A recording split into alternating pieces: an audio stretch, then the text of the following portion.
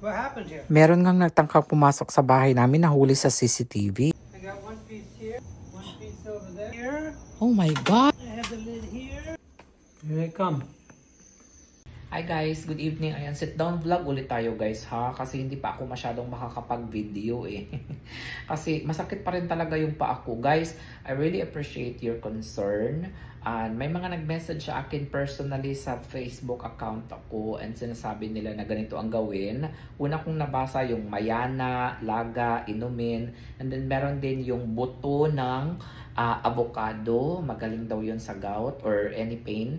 Buto ng avocado, i-grate mo siya, tapos lagyan mo siya ng rubbing alcohol, tsaka lagyan mo siya ng coconut oil. Maraming salamat guys. Hindi pa ako nakabili, hindi pa ako nakagawa nun guys, kasi wala avocado. May rubbing alcohol ako, wala din akong coconut oil. Hindi ko rin basta-basta guys, mapakiusapan si Jan na sumaglit sa store, kasi sobrang busy niya talaga this week. Talagang whole week, sobrang busy ni Jan. Nung nagkaroon siya ng one day na off, guys, hindi naman ganito si Jan, guys, ka-busy this past season. Ngayon lang talaga kasi may bisita yung amo nila eh. So ngayon, hindi ako makakapagpabili sa kanya basta-basta guys kasi sobrang busy niya. Pero, meron naman siyang binili sa akin one time yung nag-grocery siya. Binilhan niya ako ng Voltaren ba yun, yung parang cream na ipapahid doon sa may gout na area. And then binilhan niya rin ako ng Advil. Ayun, yun po yung tinitake ko ngayon. Aside sa Tylenol kasi hindi rin siya tumalab.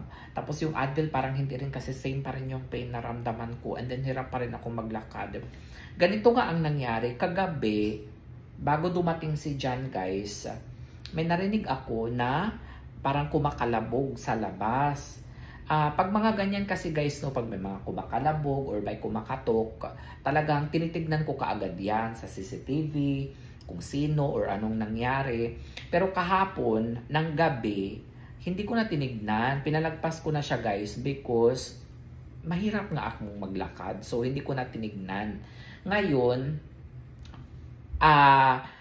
anong oras yon? Mga bandang 7 PM ata yun, may narinig ako kumalabog. Pagkabandang 8 PM, pumunta ako ng kusina, nag-dinner pa ako guys. Kasi wala pa si Jan, nagutom na ako. Usually, hinihintay ko si Jan. Kapag dumating si Jan, saka pa ako kakain kasi diba may mga dala siyang mga leftover galing sa kanyang trabaho. Ngayon, hindi ko napansin na may nangyari na pala sa labas. Pinapasok ko pa nga yung pusa eh. Kasi yung pusa nakatira lang sa labas. Pero meron siyang bahay. Outdoor cat kasi yun guys, yung pusa namin. Pero binilhan namin siya ng bahay ba. May pagkain siya sa labas. Yung pagkain niya sa labas is yung automatic na, ano pa tawag doon? Parang ano siya ba? Robot na feeder. Parang every 6 PM, nag-feed siya. O automatic na. So, nakaset sa cellphone ni Jan. Ngayon, pinapasok ko yung pusa. Hindi ko alam na may nangyari na pala doon sa labas. Ngayon, pagdating ni Jan, mga 9:30 PM or 10 PM na ata yun. Ayun. Kumain ulit ako. Kumain ulit ako eh. Tapos, pagkatapos kong kumain din si Jan. Tapos, pagkatapos niya kumain, lumabas siya. Yun. Nakita niya guys na nandoon. Nagkalat na ang cat feeder. Yun nga yung sinasabi kong parang automatic na cat feeder. Nagkalat as in hiwa-hiwalay. Pakita ko sa inyo ang video. Kaya pala, nitong mga nakaraan, marami kasing raccoon dito guys. Florida is known for, I don't know if the whole Florida, pero dito sa amin sa Lake Worth, talagang known ang raccoon. Hindi siya, may mga possums din, pero yung possums okay lang naman, hindi naman yan parang delikado, di ba? Wala siyang mga rabies or what. Pero yung raccoon talaga, usually nocturnal yan sila. Pero kaya pala nung nakaraan, pakita ko sa inyo ang video guys ha. Kaya pala nung nakaraan may mga umaaligid-aligid dito na raccoon. So sabi ni Jan ako hindi maganda ito. Lalo na pag umaaligid-aligid sila sa araw. At hindi lang isa, hindi lang dalawa, magpamilya sila. So ayun, ito pakita ko sa inyo ang video.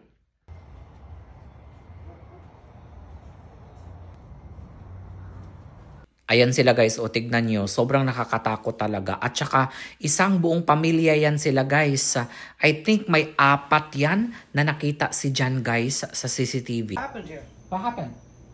Ayun na nga guys, paglabas ni Jan guys no, naghiwa-hiwalay na ang cat feeder. Hindi na makita yung mga ibang parte. Kaya pala dahil nilusob ng mga magagaling na raccoon guys. One piece here. One piece over there. Hala. Check the CCTV. At yung pinaka main na box hinahanap ni Jan. Ayan oh, yung wire. Natignan nyo ang nangyari guys oh. Disaster talaga ang kanilang ginawa. I have the lid here. Hala. Ayan, hinahanap ni Jan ngayon guys kung I have sino. the machine here. Hala kagat. Tignan nyo guys oh. Grabe talaga ang ginawa nila oh. Grabe talaga. Halag yun. Uy, Diyos ko. Ano nangyari? Kaya naman, buti na lang may bitag si Jan dito. Lalagyan niya ito ng pagkain para mahuli sila. At heto na nga guys, habang kumakain si Jan, chinecheck niya kung mariretrieve pa ba niya yung video. Kung anong oras sila umatake. At tignan ninyo, ayan. Ayan, papakita ni Jan ngayon dito sa CCTV. Ayan. Pagmasdan ninyong mabuti guys ha. Ayan, meron diyang lalabas mamaya. Ayun, kita nyo yung gumagalaw na yan? Ayan, ayan. Yan yung gumagalaw na yan. Yan po yung raccoon. Yan po yung sumira sa cat feeder natin. Naku. Kaya naman guys, naglagay na si Jan ng bitag dyan para mahuli yung mga raccoon. Kasi, naku, ang raccoon pala, inaatake niya yung mga ibon. Kaya pala minsan may nakikita kami ng mga ibon na nakahandusay na lang sa labas. Tapos minsan mga squirrel, yun, inaatake nila. At saka, sa pusa naman, hindi naman ata possums, ayan, inaatake din nila. I think sa pusa, hindi sila masyadong umaatake kasi ang pusa, umaalis kaagad yan eh. Nagtatago kaagad kapag nakakakita sila ng raccoons. Pero I think hindi naman nila yung pusa, buti na lang. Hindi ko nga nakita yung pusa namin ngayon guys eh. Kanina ko pa tinatawag kasi minsan pinapapasok ko na yan, mga 7 PM, pinapapasok ko na yan, pinapakain ko na yan dito sa loob. Wala, hindi ko siya makita. Ewan ko, baka nandito sa harap ng bahay. So, ayun guys, nakakatakot lang pag may mga ganyan. Kasi, lalo na pag lumalabas sila sa araw guys, huwag ka talagang kasi hindi mo alam, di ba? Minsan may mga rabies yan sila. So, huwag ka talagang basta-bastang atake sa kanila. Ano naman sila guys, medyo natatakot pero kapag syempre sinumpong yan sila, hindi mo alam, 'di ba? Kasi may mga nakita tayo sa mga video, 'di ba? Na itaatake ng mga raccoon. Nakakita na ba kayo? Ako nakakita sa mga viral videos, inaatake sila ng raccoon. Yun ang nakakatakot paano kung may rabies, 'di ba? Yung raccoon na yun. So hindi natin alam. So ayun lang guys, update siguro pag hindi pa ito gumaling yung pa ako within the next few days. Kasi off ni Jan sa Wednesday. Pag hindi pa ito gumaling, magpapacheck up na ako para mabigyan ito ng maagang lunas guys. Uy, kasi mahirap talaga. Behind na talaga ako sa mga video. Gusto ko na mag-video pero hindi ko magawa. Kasi nga very talaga siya, ang tawag dito, bothering talaga itong aking paa. Hindi ako masyadong makakapaglakad ng maayos. So, I think for now, magpapaalam muna ako sa inyo. Hindi muna ako gagawa ng mga bagong videos. Pagpasensyahan nyo na ako guys. Na ang mga ina-upload ko sa inyo ay minsan mga lumang videos na mga, ano ba tawag dyan guys? Late upload na. So, pagpasensyahan nyo na guys. So, hindi muna ako gagawa. Magpapaalam muna ako sa inyo. Pansamantala lang naman sa paggawa ng mga bagong videos habang nagpapagaling pa ako sa aking paa. Kasi unahin ko talaga ito guys. Na-miss ko na rin talaga guys mag-dumpster diving. Kaso nga lang, ayaw ko naman napilitin yung sarili ko na mag-dumpster diving na hindi pa ako tuluyang magaling. Kasi baka lalong lumala yung aking paa. 'Di ba? Wag ko siyang i-force. Kapag hindi pa kaya, wag i-force. Kailangan 100% totally healed na talaga bago tayo mamasura ulit. Kasi marami nagsabi na, Johannes, we're very excited to watch your new jackpot. Marami pa rin talaga ang hindi naniniwala guys na yung mga nakikita naming basura dito sa Amerika ay totoo at hindi po siya scripted or hindi po siya staged. Kasi marami po talaga ang nagsabi, binili nyo lang yan, tinapon nyo sa basurahan, tapos kinuha nyo, tapos minsan yung mga appliances, sa inyo naman talaga yan. So ano naman yan? Alangan naman magpapakahirap pa kami, dalhin namin sa iba't ibang kanto, yung mga old furniture, tapos ilalapag namin. Paano pag naunahan kami, di ba? Kasi maraming nga mga namamasura dito. Natatawa na lang ako sa comment ng ibang tao na usually, ng mga nagko-comment din na iba is taga-US din. May nagsabi na, in my 20 years here at the United States, wala pa akong nakikita na nagtatapon ng ganyan kadami sa basurahan. So, kayo lang ang bumibili niyan, tinatapon nyo. Guys, wala po kaming kahit na anong binili.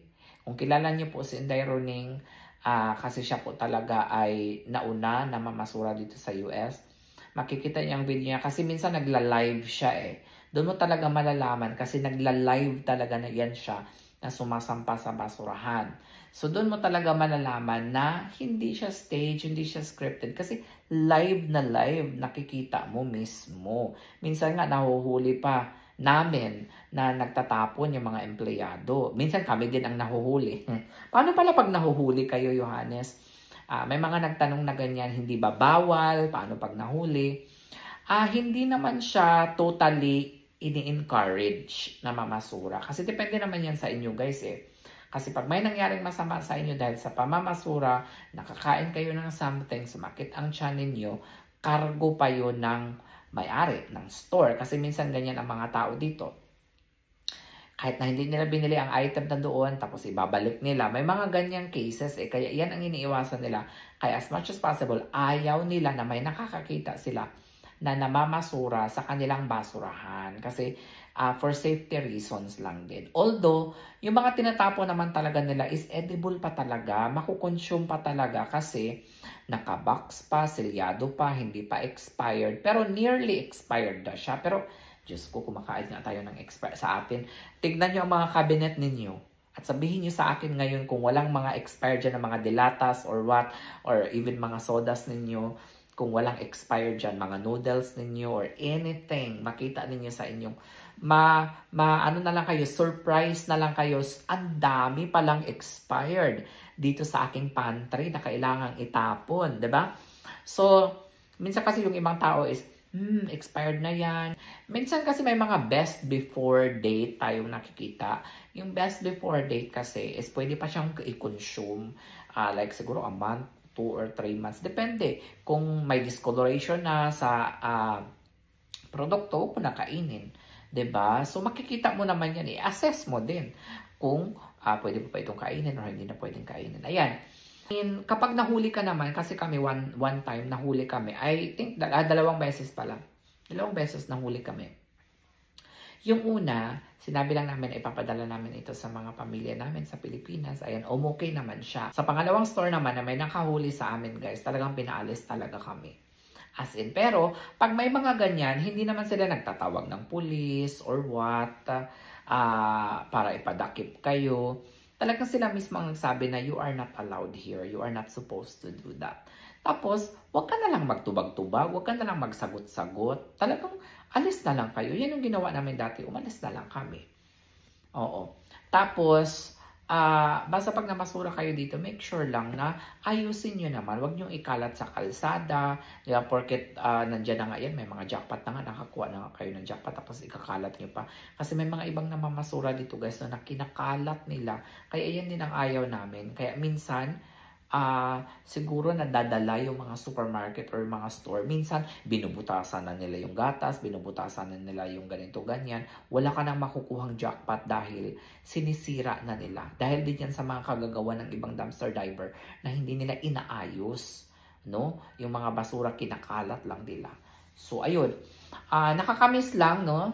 Na mamasura ulit, pero wag kayong mag-alala guys, pag okay na yung paa natin, makakalakad-lakad na tayo, ay magbalik na tayo sa ating pamamasura, kahit yung pag-ikot-ikot lang dito sa neighborhood natin.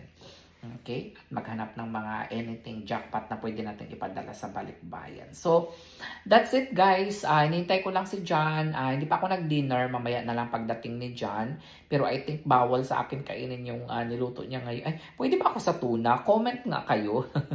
Nakaabot kayo sa part na ito. Comment nga kayo kung pwede akong kumain ng tuna. Kasi yun yung niluluto ni John ngayon sa kanyang amo. Steak at saka tuna. Hindi naman ako pwede sa steak. So, tuna na lang siguro. Kasi may mga nabasa ako, kaya ayoko talaga mag-check sa Google, no? Kasi maraming sagot.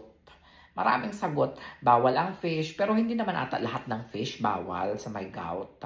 So, comment nga kayo guys sa may mga experience ng gout or sa mga husband ninyo. Bawal po ba ang... salmon pala! Sorry. Sabi ko ba tuna? Sorry guys, nagkamali ako. Salmon pala. Salmon daw pala yun pag-pronounce. So, comment down below kayo guys ha kung bawal sa akin ang salmon. So, kasi kung wala, itlog na naman ang ulamin ko nito. So, ayun lang guys. That's it for our video. Thank you so much sa pakikinig sa akin. Ayan, ako, natutuwa na talaga ako na pag nakakausap kayo. Parang nawawala yung lungkot ko. Nawawala yung stress ko sa buhay, sa mga pinagdadaanan. I really appreciate guys. Thank you for listening. Thank you for watching. I will see you again next time. Bye-bye!